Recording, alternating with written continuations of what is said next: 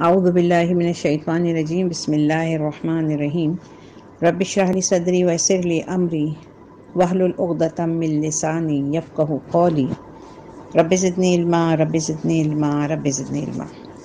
الحمدللہ ہم سورہ بقرہ کی آیت نمبر 157 تک سبق مکمل کر چکے ہیں۔ آج کا سبق آیت نمبر 158 سے 163 تک ہے۔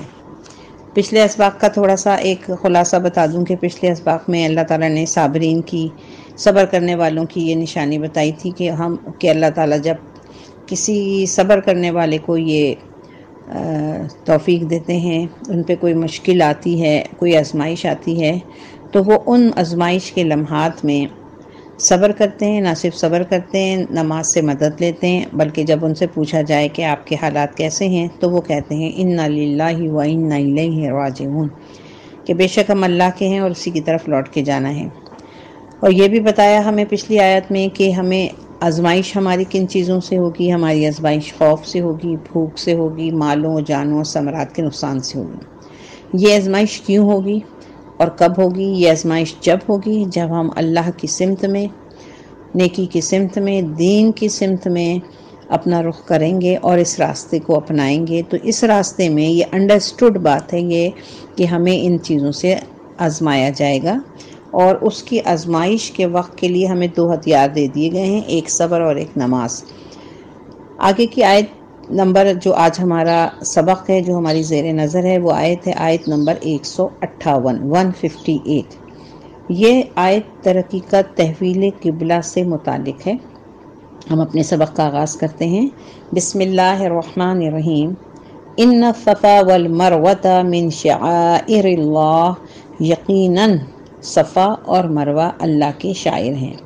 شعائر شعیرہ کی جمع ہے اور اس کے معنی ہیں ایسی چیز جو شعور کو بخشے، جو کسی حقیقت کا احساس دلانے والی ہو اور اس کا مظہر یا نشان ہو۔ اسی لیے وہ مظاہر جن کے ساتھ پیغمبروں یا اولیاء کرام کے حالات اور واقعات کا سلسلہ ذہنی طور پہ قائم ہو جائے، یا اللہ اور رسول کی طرف ایک بطور نشانی یا علامت کے ہوں، ان کو شاعر کہتے ہیں۔ جیسے کہ حجر اسود ہے، جب ہم بیت اللہ یا حجر اسود کی طرف نظر کرتے ہیں تو ہمارا دھیان اللہ کی طرف جاتا ہے۔ جمرات، صفا، مروہ، تو یہ اللہ کے شاعر ہیں۔ تو اللہ تعالیٰ فرماتے ہیں کہ صفا اور مروہ بھی جو ہیں وہ اللہ کے شاعر ہیں۔ فمن حج البیت او اعتمر، تو جو کوئی، تو من جو، حج البیت اللہ کے گھر کا یا بیت اللہ کا حج کرے، یا اعتمر یا عمرہ کرے، فلا تو نہیں، فا مانے تو، لا مانے نہیں، جناح حرج، علیہ اس پر، تو نہیں ہے اس پر کوئی حرج، ان یطوف کہ وہ طواف کرے، بہما ان دونوں کا۔ تو جو کوئی بھی حج بیت اللہ یا بیت اللہ کا حج کرے یا عمرہ کرے تو اس کو کوئی حرج نہیں ہے کہ وہ ان دونوں کا طواف کرے۔ تو صفا و مروہ جو ہے وہ دو پہاڑیاں ہیں، اور اس سے ریلیٹڈ آپ کو یہ واقعہ پتہ ہوگا کہ وہ اس کی اہمیت دین اسلام میں کیوں زیادہ ہے، کہ حضرت ابراہیم علیہ السلام نے جب حضرت ہاجرہ اور حضرت اسماعیل علیہ السلام کو ریگستان میں چھوڑا تو پانی کی طلب میں، پانی کی شدت پیاس میں، پانی کی تلاش میں اماں ہاجرہ کبھی ایک پہاڑ پہ چڑھتی تھیں صفا پہ، پھر انہیں اپنے بچے کا خیال آتا تھا کہ کوئی جانور نہ کھا جائے، واپس بھاگ کے نیچے آتی تھیں، بچے کو دیکھتی تھیں، پھر مروہ پہ چڑھ جاتی تھیں۔ اس طرح انہوں نے 7 چکر لگائے تھے۔ اللہ تعالیٰ کو ان کی ادا اتنی پسند آئی کہ انہوں نے، اللہ تعالیٰ نے اس کو قیامت تک کے لیے ایک بڑے دین کے ایک بڑے ستون، یعنی حج، ایمان کا ایک جو ستون ہے، حج ہے جو ہمارے دین اسلام کا، اس میں اس کو شامل کر دیا، اور یہ حضرت حاجرہ کی سنت بنی۔ وَمَن تَطَوَّعَ، تو جو کوئی شخص بھلائی کرے، خیرن یعنی خوش دلی کے ساتھ، جو شخص خوش دلی سے کوئی بھلائی کا کام کرے، فَإِنَّ اللَّهَ شَاكِرٌ عَلِيمٌ، تو جان لو کہ اللہ بڑا قدردان ہے، جاننے والا ہے۔ اب یہاں پہ یہ جو بات آپ دیکھیں کہ آپ کو عجیب لگ رہا ہوگا کہ یہ کیوں کہا اللہ تعالیٰ نے کہ کوئی خوش دلی سے کرے، تو کیا کوئی ناخوشی سے بھی کرتا ہے؟ در حقیقت بات یہ ہے کہ دور جاہلیت میں جب خانہ کعبہ کے اندر بھی 360 بت تھے، اس وقت صفا اور مروہ کے درمیان 2 بڑے بت نصب تھے۔ تو کچھ صحابہ کرام کو یہ خیال ہوا، اور بعد میں وہ ہٹا بھی دیے گئے، لیکن کچھ صحابہ کرام کو یہ خیال ہوا کہ کہیں ایسا نہ ہو کہ ہم جب یہاں پہ صفا و مروہ پہ چکر لگائیں اور صحیح کریں تو ایسا نہ ہو کہ یہ ہمارا کسی گناہ میں شامل ہو جائے، کیونکہ ظاہر سی بات ہے پہلے یہاں پہ بت تھے۔ تو اس پہ اللہ تعالیٰ نے کہا کہ کوئی خوش دلی سے کام کرے تو اس میں کوئی گناہ نہیں ہے، بلکہ یہ جو ہے یہ اللہ کے یہاں پسندیدہ عمل ہے۔ اب یہاں دیکھیں آپ، لفظ آیا ہے شاکر، تو لفظ شکر کی نسبت، اچھا اب یہ شاکر ہے یعنی کہ اس کی میننگ تو ہونی چاہیے تھی شکر کرنے والا، لیکن دیکھیں یہاں سمجھنے کی ایک بات ہے، ایک بہت باریک نقطہ ہے جو اللہ کرے میں آپ کو سمجھانے میں کامیاب ہو جاؤں، کہ لفظ شکر کی نسبت جب بندے کی طرف ہو تو اس کے معنی ہوتے ہیں شکر گزاری اور احسان مندی کرنا۔ میں شاکر ہوں، میں شکر گزار ہوں، میں احسان مند ہوں۔ لیکن جب اس کی نسبت اللہ کی طرف ہو تو اس کے معنی ہوتے ہیں قدردانی اور قبول کرنے کے ہو جاتے ہیں، یعنی میں اللہ کا شکر کرنے والی ہوں اور اللہ میرے شکر کو قبول کرنے والے ہیں۔ تو اور پھر اللہ نے یہ لفظ جو ہے شاکر یہ اپنی صفت کے طور پہ استعمال کیا، یعنی شاکر، اور پھر شاکر کے ساتھ دوسری صفت علیم آئی ہے۔ علیم اس لیے آئی ہے کہ وہ جاننے والا ہے۔ اب اس کا مطلب یہ ہوا کہ چاہے کسی کو پتہ ہو یا نہ ہو، چاہے کوئی انسان ایسی نیکی کرے کہ دائیں ہاتھ سے کرے اور بائیں ہاتھ کو پتہ نہ چلے، لیکن اللہ وہ ذات ہے جو ہر چیز کا علم رکھتا ہے، علیم ہے۔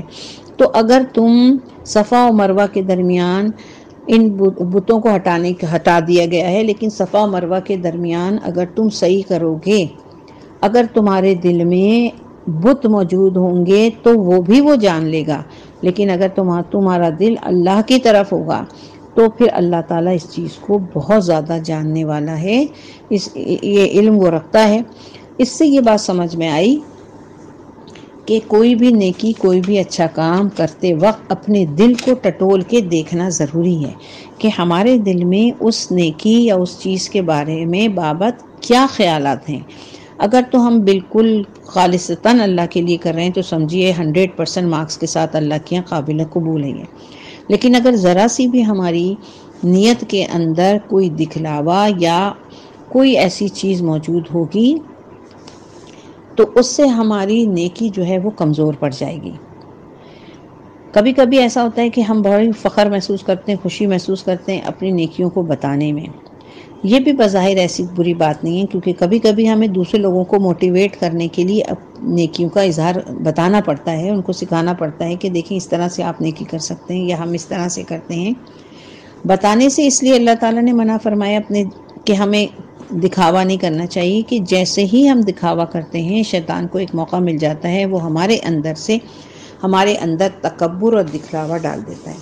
تو یہاں اللہ تعالیٰ نے اپنے آپ کو کہا کہ فَإِنَّ اللَّهُ شَاكِرٌ عَلِيمٌ، تو اللہ بہت بڑا قدردان اور جاننے والا ہے۔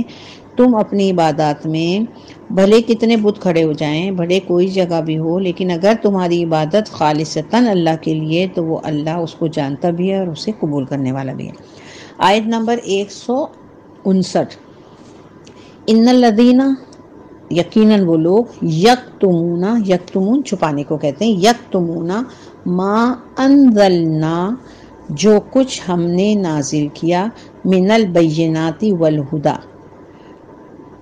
جو کہ ہم نے نازل کی روشن دلیلیں میں، یا بینات کہتے ہیں واضح اور ہدایت میں سے۔ یقیناً وہ لوگ جو چھپاتے ہیں اس شے کو جو ہم نے نازل کی بینات میں سے اور ہدایت میں سے، من بعدی، اس کے بعد، ما بیناہ للناس فی الکتاب، بات اس کے کہ ہم نے اس کو واضح کر دیا ہے لوگوں کے لیے کتاب میں، یعنی ہم نے ایک کتاب میں ساری نشانیاں، ساری باتیں واضح کر کے، ہدایت واضح کر کے جب یہود کو دے دی تھی تو پھر وہ ان چیزوں کو چھپاتے ہیں۔ یہاں یہود کی طرف کھلا اشارہ ہے کہ یقیناً وہ لوگ جو چھپاتے ہیں اس شے کو جو ہم نے نازل کی بینات میں سے اور ہدایت میں سے، اس کے بعد کہ ہم نے اس کو واضح کر دیا لوگوں کے لیے کتاب میں۔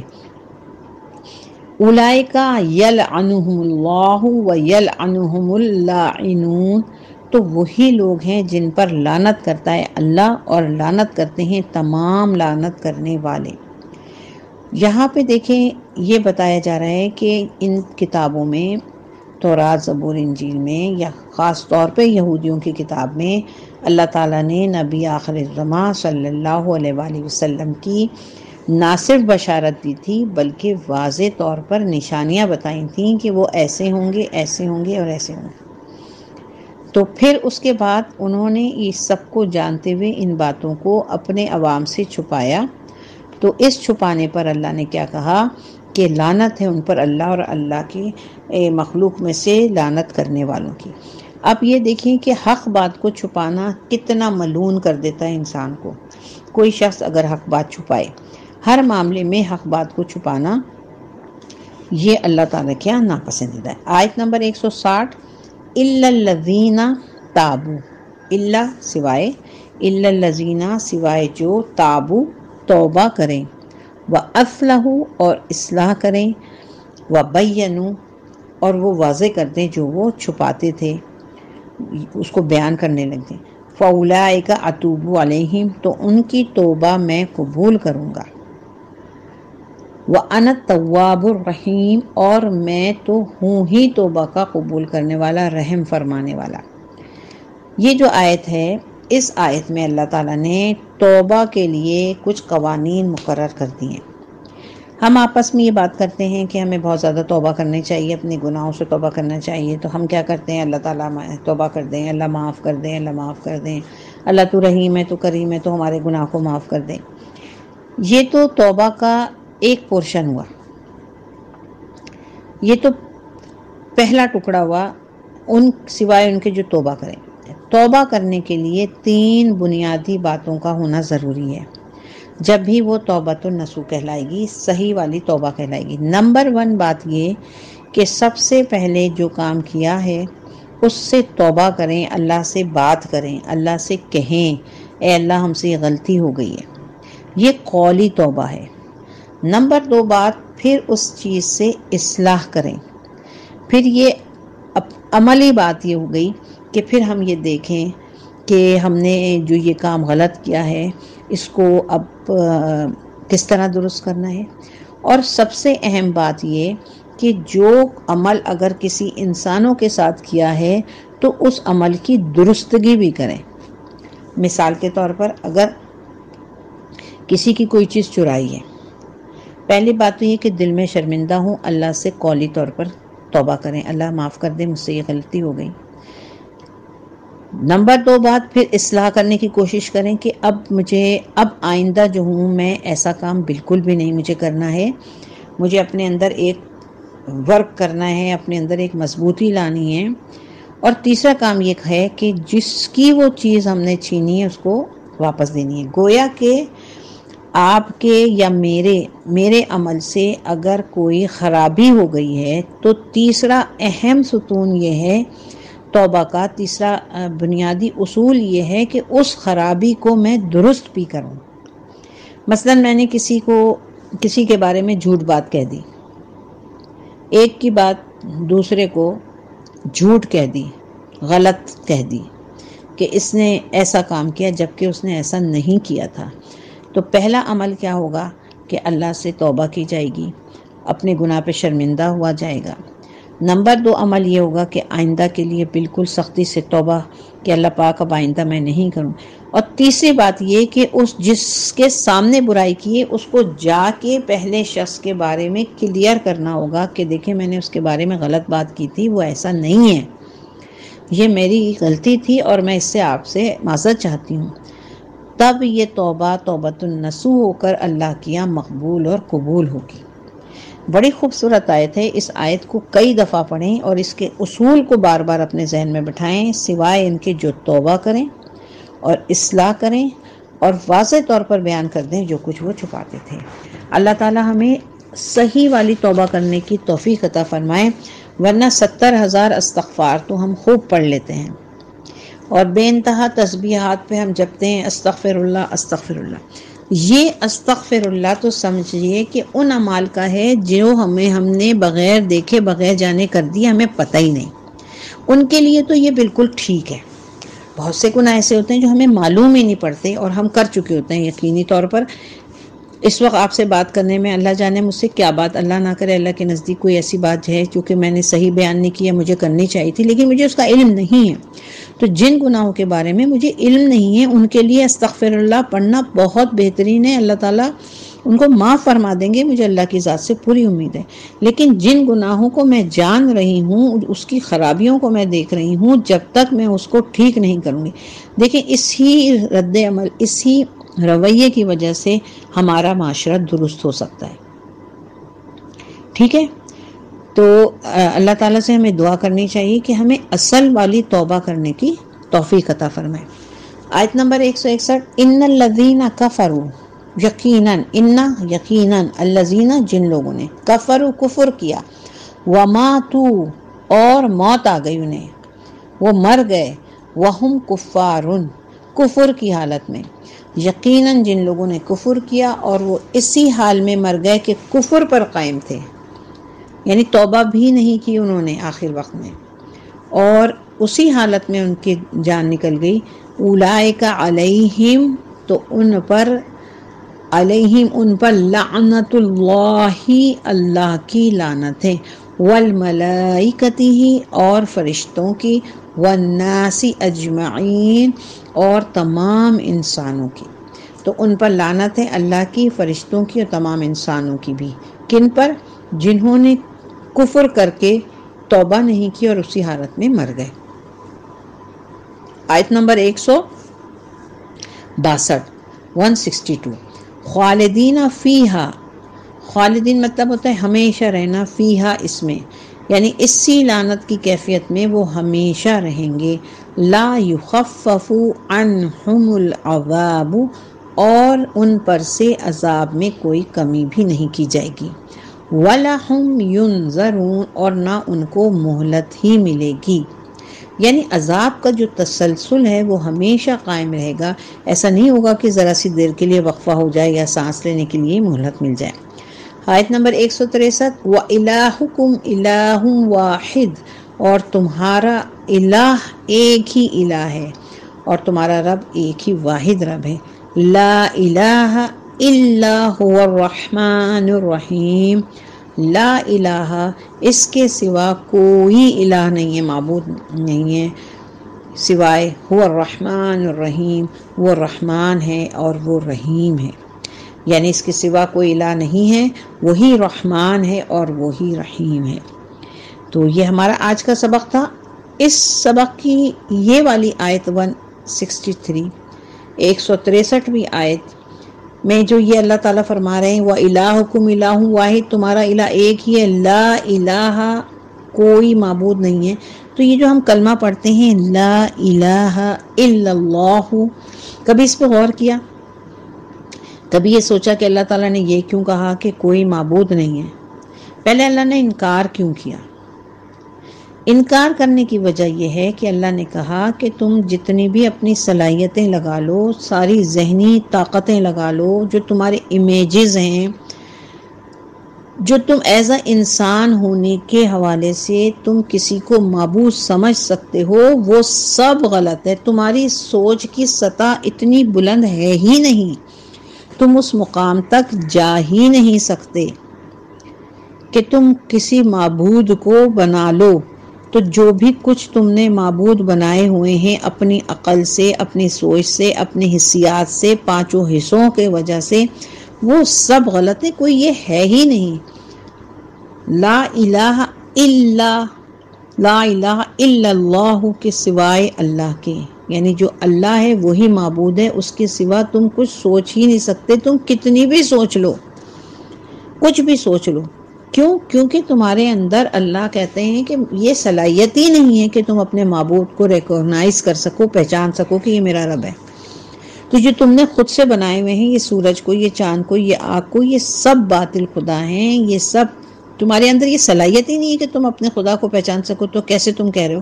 وہ تو رب اللہ کہہ رہا ہے کہ میں اللہ ہوں. تو اب ہم نے اس کی طرف توجہ کی تو ہمیں پتہ چلا ہاں اللہ تو یہ ہے، ہم تو غلط سمت میں دیکھ رہے ہیں.